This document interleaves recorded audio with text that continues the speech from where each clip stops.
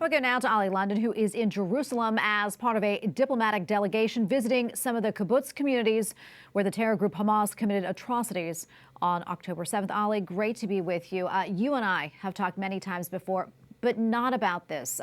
Tell us why you decided to go to Israel and see firsthand what actually took place there.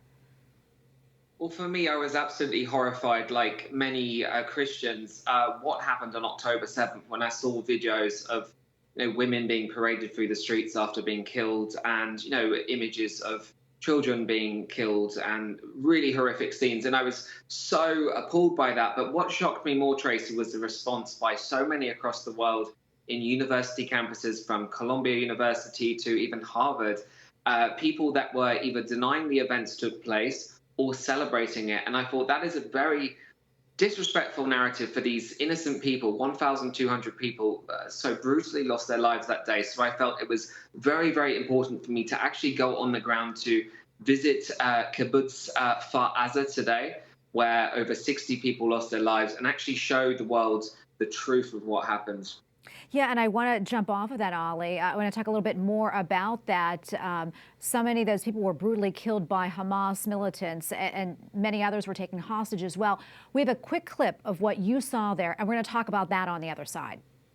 You can smell the human flesh. You can smell the human flesh where clearly the family have been burned alive in this room. Oli, talk to us more about that experience. You were inside a family's panic room at the home. What was that like for you? It was absolutely horrifying. I mean, it's been 60 days since this horrific massacre took place, and you could still smell the human flesh.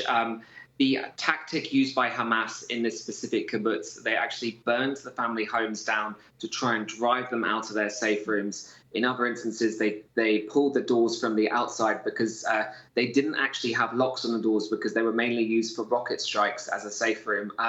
So the horrific things, burning the houses down. We also hear horrific stories of rape. The bodies, some of the bodies had pelvic bones broken, clear signs of violent rape.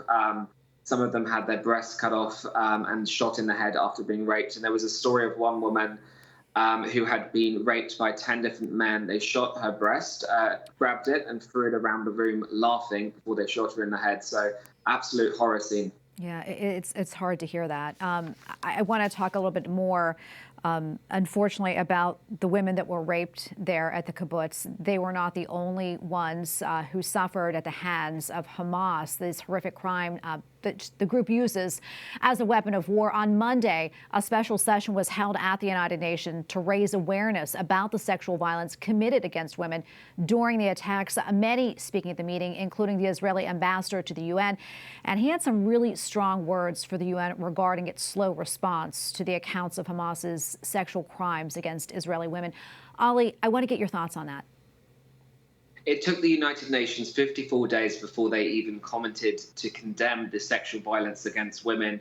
Of the 1,200 massacre victims, 300 were women, and there were dozens and dozens that were raped, including teenage girls. And, the fact that the United Nations is supposed to be speaking up about humanitarian issues, speaking up for women, and they were silent on this, as was the UN Secretary General for 56 days before he issued a tweet, is very, very telling, and it just shows that they're not being impartial. So at least they had a special session yesterday, and people spoke up about the horrific crimes committed against women. And obviously I heard the stories firsthand visiting some of these homes of these women today, and it was worse than any nightmare imaginable.